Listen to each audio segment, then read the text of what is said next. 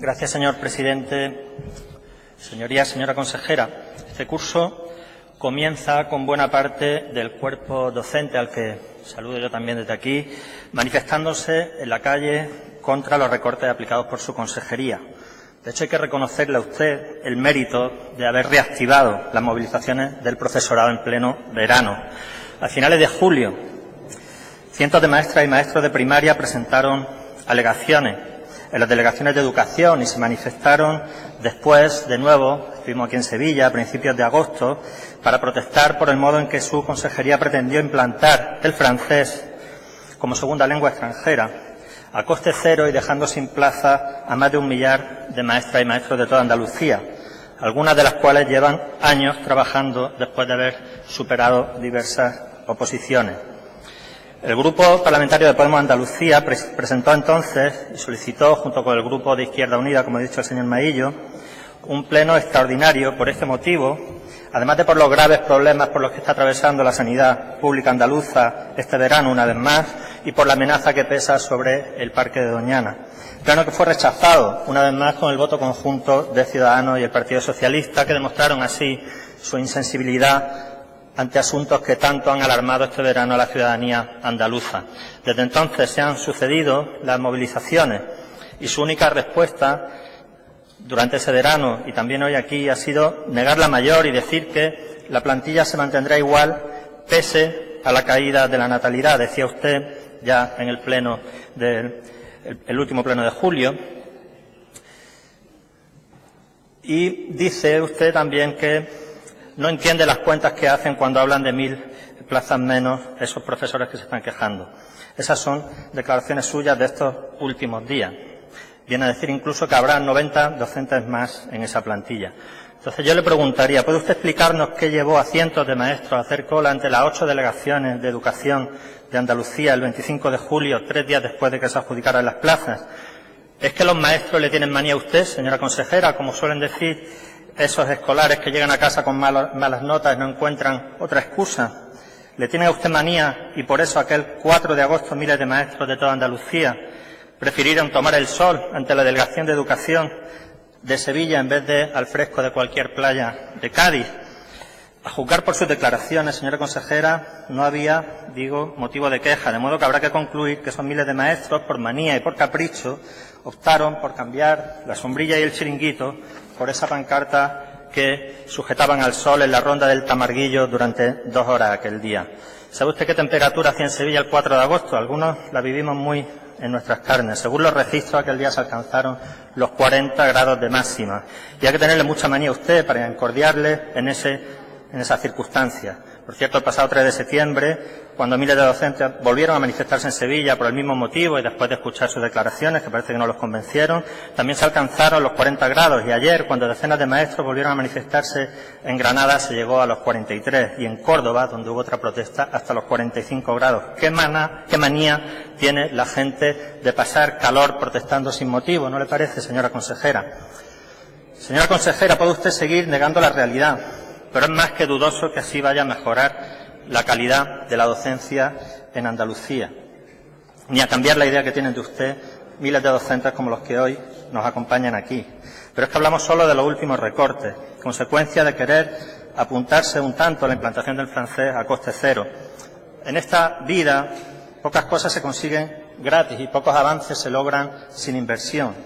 Querer implantar un segundo idioma en primaria sin aumentar la inversión educativa solo puede lograrse con costes que tal vez no puedan cuantificarse, al menos a corto plazo en lo económico, pero que se acaban pagando en términos de derecho de la plantilla y de calidad de la enseñanza que reciben nuestras hijas y nuestros hijos.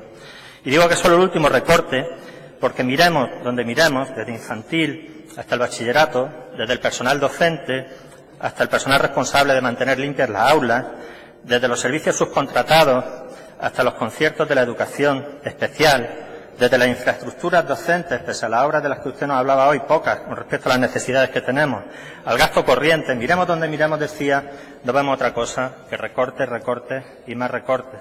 Y me gustaría poder hablarle de modelo educativo, algo que hará en otro debate dedicado a educación mi compañera Libertad Benítez esta tarde, pero no nos queda más remedio, ya que hablaba el señor Maillo del atlas que usted ha presentado aquí, pues de preguntarle por otro atlas, el atlas de las carencias, con las que comenzamos este curso la semana que viene y que no hacen más que agravar las que ya hemos padecido en los cursos anteriores.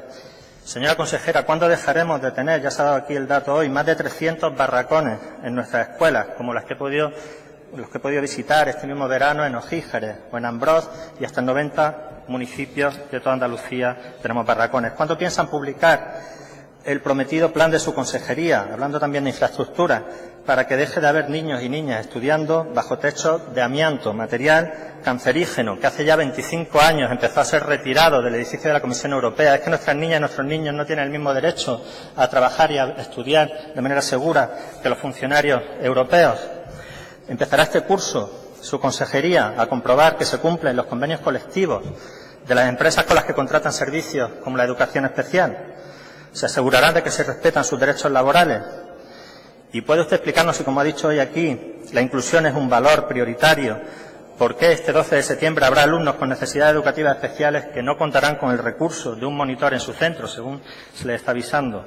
Seguiremos viendo a familias plantearse abandonar el municipio en el que residen, porque ninguno de los colegios de su pueblo cuenta con los servicios de comedor escolar o el servicio de aula matinal tan necesarios.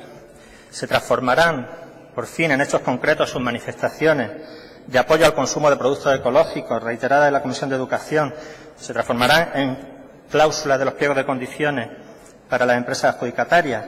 ¿Cuándo dejarán de acosar a las AMPAs que contra viento y marea mantienen abiertos comedores escolares en los pocos colegios en los que se les ha permitido hacerlo, porque a muchas otras se les ha denegado esa posibilidad, incluso teniendo ya los recursos necesarios? ¿Se darán cuenta alguna vez de que el descenso de la natalidad, aunque plantea otros problemas a largo plazo, es a corto, y ya lo ha dicho también aquí el señor Maillo, una oportunidad para reducir las ratios de escolares por profesor y mejorar así la calidad de la enseñanza? ¿Cuándo entenderán, como se entendió hace décadas en los países nórdicos, que la enseñanza infantil gratuita en el ciclo de 0 a 3 años no solo es un derecho de las madres y padres que trabajan, sino una medida fundamental para recuperar la natalidad, ya que tanto se habla de esa natalidad que baja, sin la cual el país envejece y se complica cada vez más la financiación de nuestras pensiones futuras? ¿Dejarán ustedes de hacer trampas para cumplir las normas, como respetar el tope de 25 horas de docencia regular en secundaria a base de eliminar las horas de tutoría y de coordinación, como se está haciendo?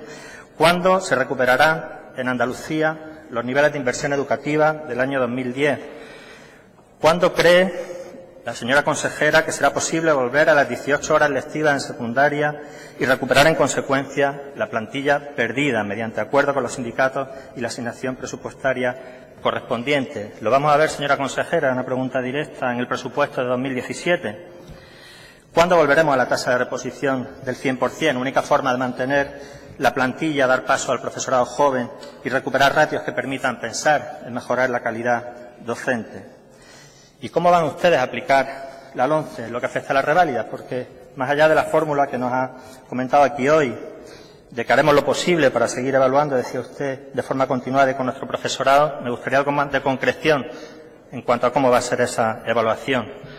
¿Cuándo se recuperará, por último, el tiempo, el empleo perdido en los servicios de limpieza de nuestros institutos, según están denunciando los sindicatos, como hemos podido saber también en estas concentraciones de estos días?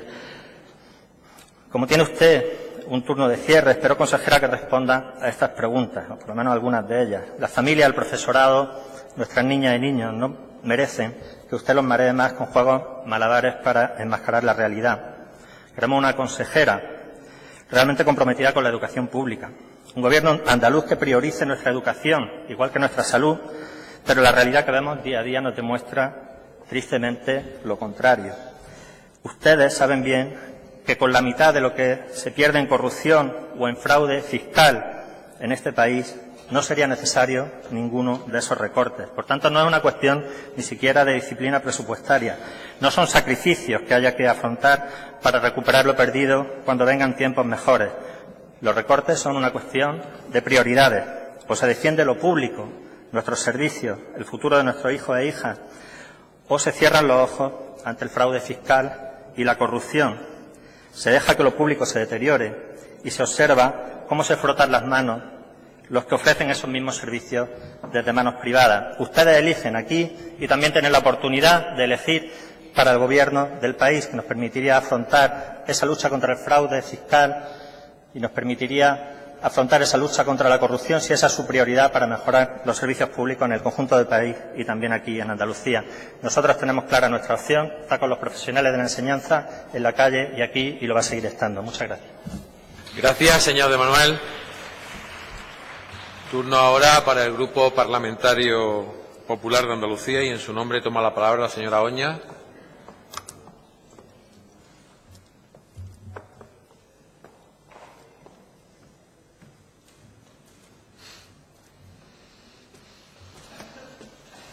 Su señoría tiene la palabra.